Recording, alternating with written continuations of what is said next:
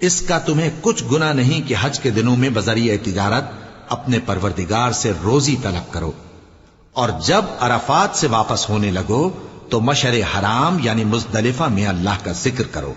اور اس طرح ذکر کرو جس طرح اس نے تم کو سکھایا، اور اس سے پیشتر تم لوگ ان طریقوں سے محض ناواقف تھے۔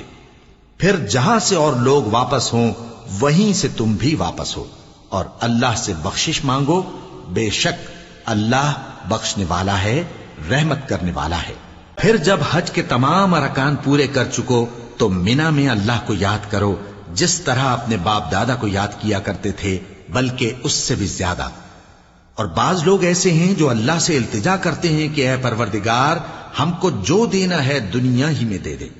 اور ایسے لوگوں کا آخرت میں کچھ حصہ نہیں۔